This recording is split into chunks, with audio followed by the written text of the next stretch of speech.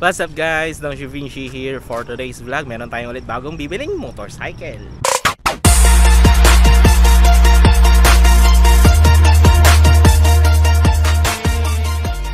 Yes guys, may bibiling tayong bagong motorcycle. Kasama natin ngayon si Rides Norman. And nagkikita lang kami nito tuwing may bibili ng motor. Huling kita namin nung kumuha ko ng 300 SR.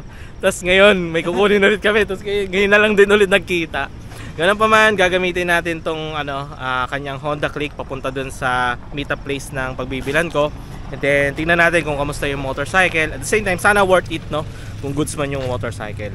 Hindi ko man nare-reveal kung ano yun. Pero yun, hintayin nyo na lang kapag nandun na kami sa location. So let's go! 82 kilometers later. Ito na nga pala, nakuha na namin yung motorcycle. And pasensya na kung hindi ko na napakita sa inyo kung paano kami mag-transaction or what.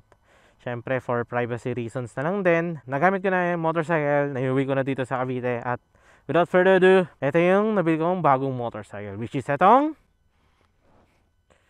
Honda Airblade 160. Yes guys, meron tayong bagong Honda Airblade 160 160cc 4 valves engine. Ito yung upgraded from Airblade 150 2023 model, 10,000 odometer. May mga na rin, may mga accessories na rin tulad nitong aftermarket na side mirror. May top box pa rin siya, tinanggal ko lang kasi maingay. And then speaking of top box, syempre meron din siyang Rock X na monorack bracket. Tapos naka Beast Flash na tires. And then the rest, all stock na. May mga ilan lang kailangan ayusin. Tulad nitong scratch na to. Ayan. Medyo malalim siya pero hindi naman siya sobrang halata or what. Tapos may konting damage din dito. Ayan. Kasi anong nangyari daw, natumba daw to. Kasi may nakasagi.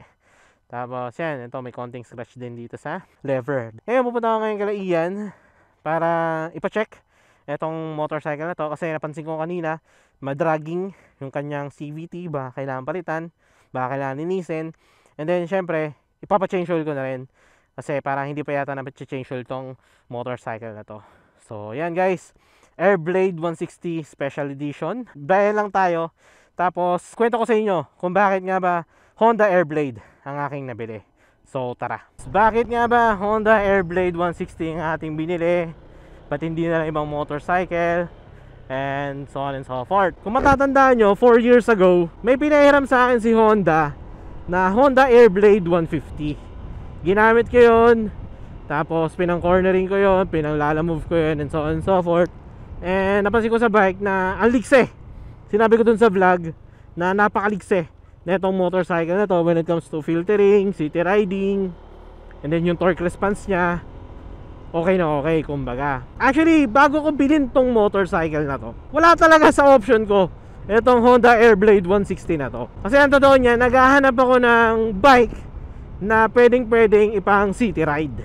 Since currently, meron ako motorcycle na pang long ride, which is yung Honda CB150X. At the same time, meron din akong Raider 150 Fi na kung saan ko na lang ginagamit, like pinang city ride ko, pinang cornering ko. And then, yung MT-03, iuwi ko na ng Bicol. So parang ang kulang sa akin is bike dedicated for long ride. And yun nga, wala talaga sa option ko itong Airblade na to. Ang nasa option ko talaga, it's either Click 160, PCX 160, NMAX, Aerox, or ADV 160. Finactor out ko yung mga yun. At the same time, based on my budget, kaya sana. Kayang bumili ng ADV 160, kaya bumili ng PCX, pero kailangan ko pa mag-loan yung pandagdag para mabili yung motorcycle na ganon. May option din ako ng Click 160 na kung tutusin pasok sa budget. Nung nakita ako sa marketplace etong motorcycle na to, napunta siya sa option ko. Naisip ko na, what if mag Airblade 160 na lang ako compare sa Click 160? Kasi ang advantage na itong Airblade, meron siyang keyless, at the same time ABS na rin, which is para sa akin sobrang laking factor nun when it comes to safety features. Yung Click kasi wala pang ABS eh. Tapos dual shocks na rin tong Airblade, kaya pagdating sa suspension, medyo okay siya. At ang isa pa hindi ko natanggihan sa motorcycle na to is yung kanyang presyo. Mas mura pa to compare sa market value ng Honda Click 160. I guess good deal na rin kasi yun nga, ABS na, 160cc, dual shocks. Mas maliit lang siya compare sa Click 160 pero In terms of city riding naman, I guess masasatisfy ako ng bike na to. Kaya I ended up with this bike na kung tutusin na in my opinion sulit na for its price. Kasi etong Airblade, may mga nakikita ko pumapalo ng nasa 90k pa, iba 95,000. Ang SRP nito 121,000 yata. Nakuha ko siya na mas mura sa Click 160. Eh hindi na rin masama kesa mag Click 160 ako na kung tutusin medyo mataas pa ang presyo. Kaya para sa akin underrated din talaga tong Airblade. In my opinion, nasasapawan siya ng Click 160. Pero may ilan akong nakakausap na naka-Click 160 na kung alam lang daw nila na merong Airblade 160, yun ang bibili nila kasi for its price, ABS na, tapos twin shocks pa. Goods na rin etong bike na nabili natin. Pero syempre, mas malalaman ko kung goods na goods talaga to, kung good deal talaga to, after ma-check ni Ian kung kamusta ba yung panloob na itong CVT at kung ano-ano pang pwedeng ipa-check with this motorcycle. So yun, punta lang tayo kay Ian, pa-check natin itong CVT ng motor na to, and then tignan natin kung anong magiging assessment regarding with this motorcycle. 10 seconds later. So yun guys, nandito na ako kay Ian. Ay, papabukas na natin yung CVT, and then napansin niya rin pala sa Airblade, malambot yung suspension sa front kasi kaunting laro lang daw is parang ano na agad. Napansin ko rin kanina, kada lalabas ako ng humps o dadaan ako sa humps, eh parang bigla-biglang bumabagsak yung harapan. Kaya ang gagawin niya parang dadagdagan niya daw ng oil para hindi ganun kalambot. Ito naman sa CVT, pansin niya pag iniikot daw yung gulong, parang malakas daw yung tunog. Ayun o.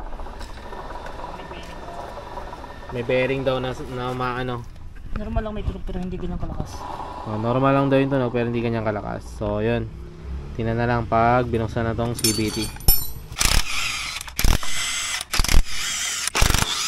Hindi pa yata napapabuksan yung CVT. Hindi pa nabubuksan? Nasa 10,000 na rin. Wala.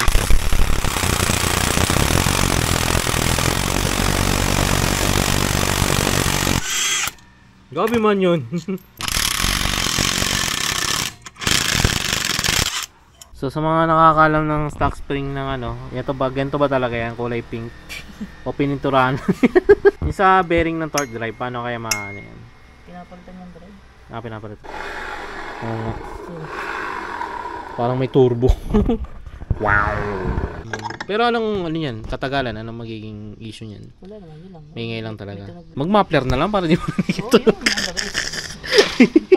So yun guys, nga bumili muna si Ian ng bola kasi yung nabili natin na Airblade is may problema sa bola, may mga kanto na ganyan. Torque drive bearing is may alog na daw or may ingay na ganyan. Bola lang din naman yung kailangan palitan kasi yun lang naman na may kanto.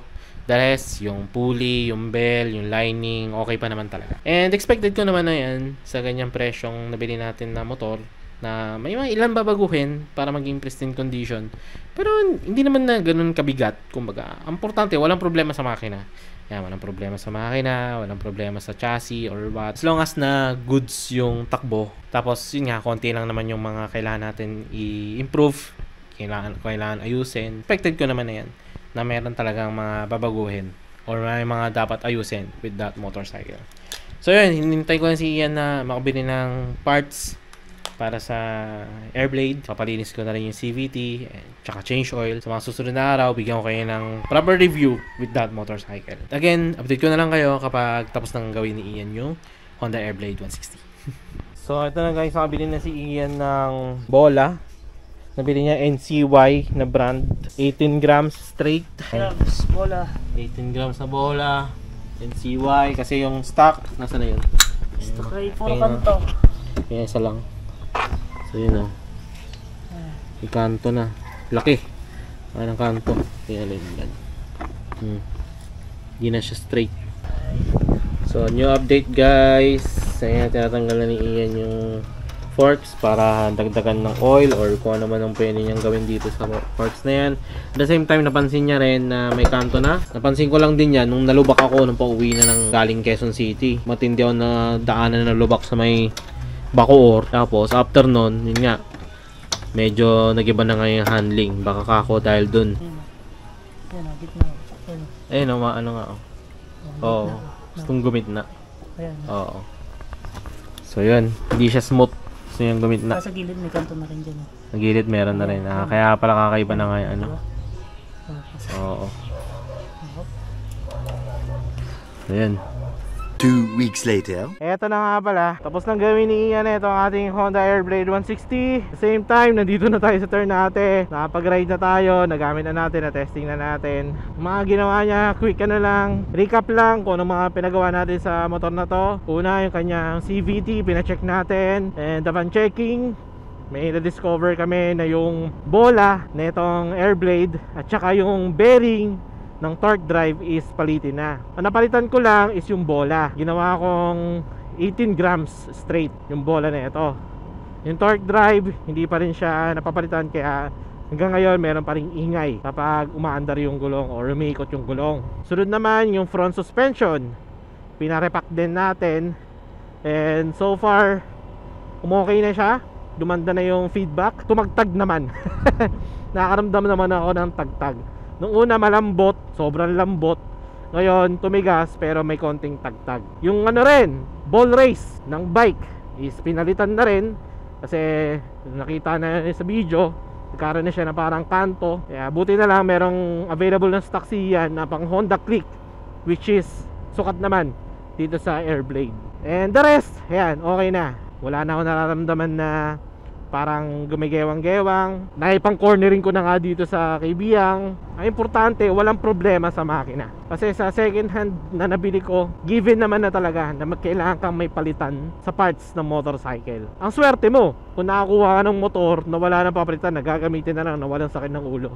Napakaswerte mo kung makakuha ka man ng ganun. Pero kung ganito na for its price naman talaga, yes, mababa rin naman, okay na lang, okay na din sa akin. May solusyon naman, kumbaga, solusyonan na namin yung mga dapat ayusin with this bike. Basta importante, walang problema sa makina, which is yun ang nakikita ko. Wala naman siya problema sa makina, kundi sa CVT lang, tsaka sa mga bearings and so on and so forth. So, yan guys, ang masasabi ko with this Airblade, in my opinion, worth it na rin for its price na nabili natin ng second hand. May mga kailangan palitan pero wala namang problema doon.